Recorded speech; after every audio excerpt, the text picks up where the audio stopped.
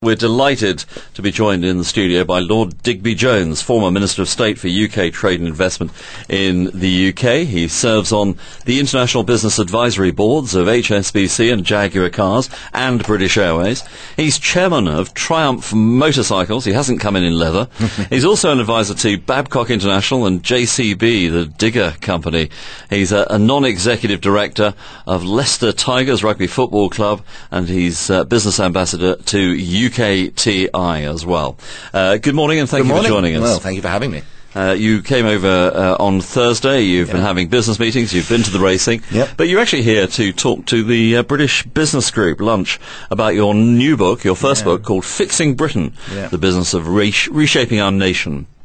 It's an interesting time to talk about reshaping Britain. It's all going on before our very eyes. What's your view on it? Is it going in the right direction? Well, I thought the first book I've ever done really shouldn't be autobiographical. I mean, I've done a bit about my time in government, and I'm not one of these people who want to go and slag everybody off, because I always think everybody tries their best. But I do think that successive governments of both parties, because I'm a crossbench peer. I've never belonged to a political party. I'm the only minister that the United Kingdom's ever had that didn't belong to a political party.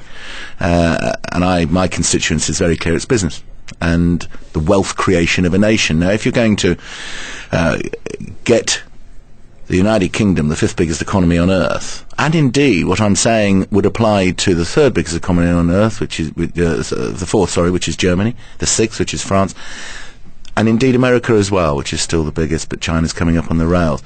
To any of these nations, I think the same applies, which is this is Asia's century. This is the time for Asia. And the developed economies either rise to that challenge, understand it, exploit it, and take it forward, or they will fail. And that means change the way you do things. I've always believed that wealth can be created in what I call a socially inclusive basis. I think business has the right to say to leaders all over the world, create an environment where we can get on and make money and employ people, generate tax, which pays for schools and hospitals, and in many countries at the moment pays down deficit as well.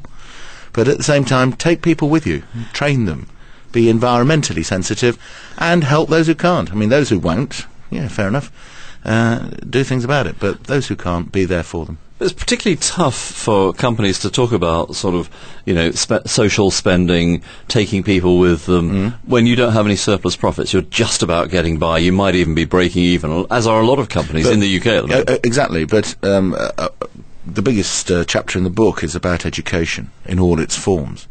And if you're going to win in a wealth creation environment in the developed world with Asia's century, you've got to add value to what you do. You've got to be innovative.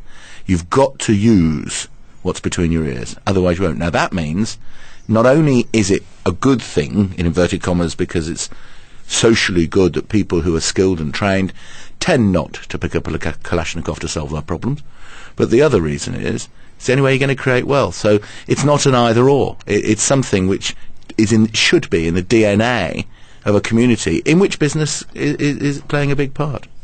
Well, what practically on a sort of day-to-day level, particularly coming from government, needs to change then? I mean, the book's called Fixing Britain. The first chapter says it's time to change. What change would you like to see? The one thing you've got to do is as a government of any party, is understand that if you have too high tax rates, then what you do is you not only disincentivize people from working harder and creating more wealth, but actually in a global environment they leave. And whether that is corporate or whether that is personal, you've got to pitch it at a level where you actually generate more cash. And that usually means lower tax rates, actually, because the lower the tax rate, the more people just say, I'll pay it. And they don't go and pay accountants and lawyers and everything else and go and do fancy schemes. So one of the big pleas in the book is the backbench of governments and political parties might say, oh, great, fine, let's put up tax rates. You actually find that the tax take goes down. Well, give us your thoughts then on the budget that was announced last week, and indeed the austerity cuts that were announced before that. Well, without doubt, and your previous guest here was talking about how it was very important that Britain had a big sign up saying we've got this economic management right and the cuts are essential because otherwise it could be Portugal or Greece or Ireland. They are essential, and everywhere I go around the world banging the drum for British business, you find that people understand that Britain is serious about sorting it out. But cuts never grow an economy. You can't actually generate the wealth, generate the employment, generate the tax, unless you set business free to do it. Now, what the budget did on Wednesday was, it certainly, especially for smaller businesses, it certainly gave quite a few quite a bit of help, but quite a few breaks around the place that would say, yep, we can get on with it. But again, in the book I talk about this. Why do we have, and indeed, why does Western Europe have taxes on employing people? I've never understood this. You know, there's a thing called National Insurance Employers' Contribution in Britain, and if you employ somebody, you pay tax. You can be losing money as a business and still pay tax on the job you create as an employer. Isn't that mad? And therefore, why not certainly put up taxes on profit, but not on that? France do it, Germany do it. I've never understood it. And what it all came from, of course, was the whole purpose years and years and years ago of the social need for building up a pension pot for the nation. Well, I have to say it's a bit like the road fund licence. That was actually created years ago to pay for roads. Well, it doesn't anymore. And this, again, needs change. Also, of course, with the national minimum wage, we ought to be having a regime where if you're a young person and you're paid at the lower and the lowest end of the economic wage scale, why are you paying tax on it? Why aren't you allowed to keep it all? Because if you do that, A, it pays to work and not sit upon at home, but B, of course, it also means that you've probably got more spendable income. That means you'll go out and spend it, and that generates wealth. So I'm calling for some quite radical change, and the time has come, I think, for Britain to sit down and say, we're going to lead here, we're going to do it differently, and we, a coalition government, have the chance of doing it, or we, the opposition, have the chance of being radical. Instead of which, at the moment, we're seeing some old ways being repeated. I mean, you had a lively discussion on the BBC News Channel a couple of days ago with Nicola Smith from the Trades Union Congress. You were coming from different sides of the argument. I mean, you think that the budget's going to help businesses. You like the fact that corporation tax was cut by 2%. But how do you see the budget contributing to overall confidence, a more comprehensive recovery, in others, job creation, high street sales, etc.? Well, the liveliness of the debate was that Nicola, who certainly knows what she's talking about, I mean, you know, a sensible person. I don't agree with her, but she's got, you know, she wasn't being mad about it. But she fell for what a lot of people say, you know, along the lines of, oh, I know you've got to cut, but not this one. Or, yes, of course we needed cuts in public expenditure, but not yet. And it's the easiest thing in the world, actually, to say, well, generally I know we've got to do this, but I don't really want to do it. And it's a very unpopular thing if you tell people that you're going to take away some of their rights. And it's, I said to her on 3 occasions, and she didn't answer me on 3 occasions, was, well, what would you do? How would you do this? And it's no good saying, well, I'd delay it, because the international markets won't wait. And it's no good saying, well, I wouldn't do it in this particular area, because there are other areas that suffer more.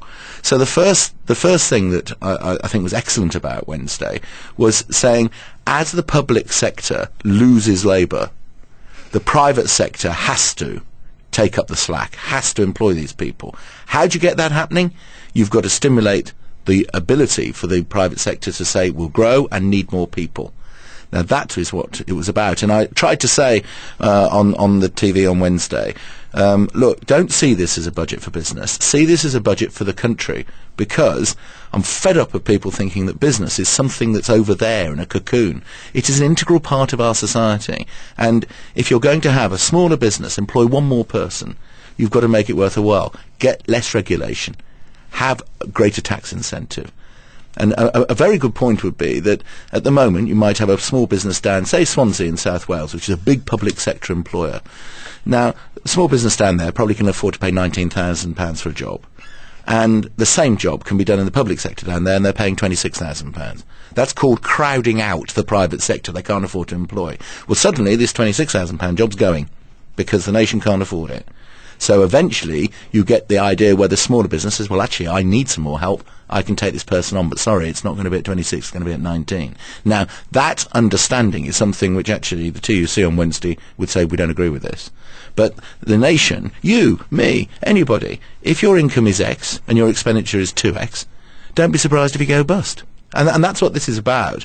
Everybody says, well, it was the banks that caused this. The banks did in part. Everybody says, oh, it's the international crisis that caused this. It did in part. But part of it was that under both parties for many years, the nation paid itself money it never earned. And what we have to do is get that back into balance. Now, this might sound like cheerleading for this government. It isn't actually, because I don't do party politics. This is about how can business exist in Asia's century? How can we compete? First thing, you need a solid base at home. Secondly, you need to make things, export things, deliver services that offer good quality education base that enables you to add value. Thirdly, you then need, when you create that wealth, a big sign up saying, if you come to Britain to do it, from the universities of the world, you can keep more of your money. So a taxation regime that takes money off you, but in volume terms, not in rate terms. And then lastly, you need, whether it's in the smallest part of a small business or a community project or a school, or whether it's at national level, you need leadership. You need people who are prepared to stand up, be counted and go forward. Now that's really what the book's about. We're going to continue speaking to Lord Digby Jones in just a few moments on the Business Breakfast. If you have any questions for this interview, please do text us in on 4001.